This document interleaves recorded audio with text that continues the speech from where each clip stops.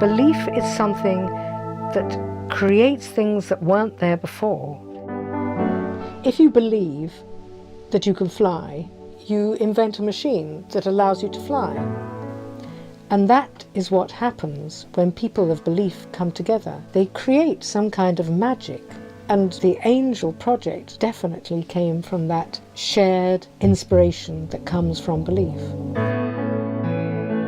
It was an Islamic member of the committee who said, do you realise that angels are a very, very important part of the Islamic culture? And it's so interesting to know about people of other faiths. And we thought, why don't we do something where we share each other's angels and talk about them and see how across many different faiths, angels play a part. We said, let's have a competition. Let's try and get people to produce stories and images about the Angel of Brighton Hove. And let's open it up to the whole city. We had workshops, rooms full of kids sticking things together, people painting, people drawing, craft workshops, design workshops. Children have a powerful connection with their imagination and their creative side, and so their acceptance and understanding of angels is almost like breathing. And Downs Junior, the whole school just picked it up and ran with it. They just did wonderful things. They had written input and they also had wonderful pictures. And in fact, I think they came second, third and fourth in the youngest section. The kids' reaction was excitement to start with, because they all know about angels, or they think they know about angels. They were shocked to find that Angel Gabriel was in other religions. And what it helped me do is make them think about who they were sitting next to in the classroom.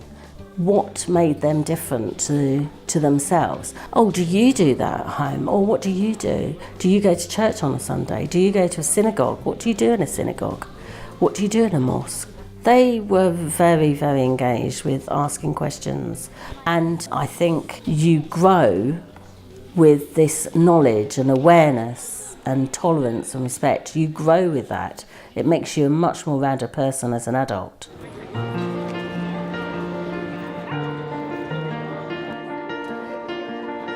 The library was so supportive, just like the museum. They had lots of ideas, they came up with artwork, and they found New Writing South to help us find a judge, but also to help us run a workshop. And they got a really good poet, Dean Atter, to come along and run this poetry workshop about angels that was totally inspirational. So the line I found was, can you risk opening your eyes? ? I found poets I knew, but poems I didn't know they'd written about angels, and Billy Collins's poem about angels and Martin Esprada's poem Imagine the Angels of Bread. I'd recommend people look that one up in particular because it speaks to current times and possibility and hope despite terrible things happening in the world. And I think that's something that angels represent as well, hope, and we need more of that. Angels do exist across the different religions. Why not, make that the point of contact, because we're living next to each other anyway, I guess, and being able to talk about those similarities, I think is really nice. Really nice idea, yeah. I was raised Muslim, so I drew inspiration from the Islamic understanding of angels. The writing, obviously, I found fruitful, but just the actual thinking of it as well. I haven't done RE for a while, I haven't been in school for a while, and I haven't been going to a mosque or anything like that for a long time, so to think about these things and to also read about the angels and the different interpretations of them according to different faiths as well is interesting. It's nice just to learn. I think that's the best thing about this, you just learn and expand your understanding of things which you don't normally think about. Who wants to read? When people get to know each other, even just one person from a faith community that's different from my own, if I know even just one person, then I am much less likely to harbour feelings of antipathy or distrust or hatred towards a whole group. The Interfaith Contact Group is very much a grassroots organisation, And what we aim to do is to bring just ordinary people together, just so that people can get to know other people from backgrounds that are different from their own and relate to them just as human beings. It's about forging personal relationships and actually getting to know people and changing hearts and minds. So although you can teach people, it doesn't necessarily affect hearts, the top-down approach. It teaches people the right thing to do, but it doesn't necessarily change their reasons for wanting or not wanting to do it. Whereas working from the grassroots, I think, is the best way of changing hearts as well as minds. When I thought of an Angel of Brighton, I just thought of some massive angel making paper chains to show all of the people of Brighton are joined together. And then her halo is it's like a graffiti on one of the beach houses. Do you have a faith or? I'm not really sure right now. I don't have a faith. I do believe in angels though. I do believe in them. Lots of people imagine them in different ways, but I imagine them with big feathery wings like a bird, and then white dresses and a halo on top. I think they sort of mean like they protect Brighton and watch over it. And for some reason I think they sort of represent life and death. Okay folks, so we'll look at this camera first. Nice smiles.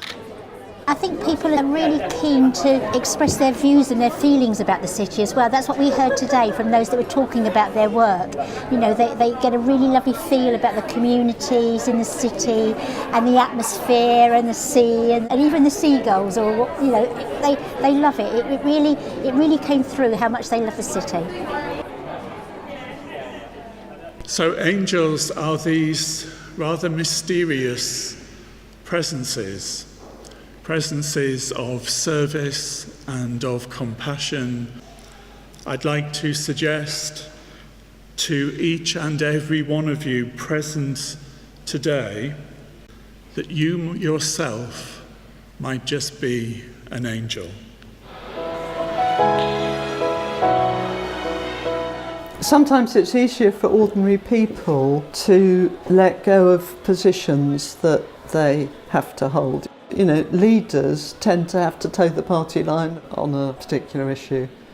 But unless we are able to start having some difficult conversations, actually, you know, we're not really going to progress very far. At some point, we do have to get into some difficult territory. And of course, there are lots of difficult territories.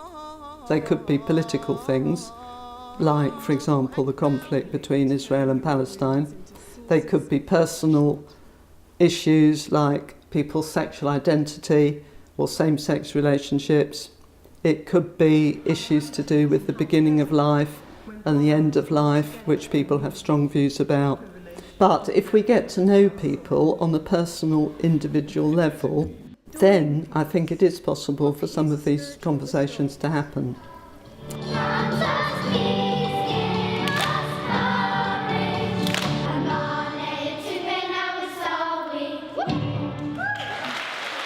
I think sometimes people feel a bit nervous about talking about direct spiritual things, but actually when you personify it in the idea of an angel, it becomes much easier to talk about and much easier to actually see the similarities between the angels in your life, as it were, and those in the lives of others.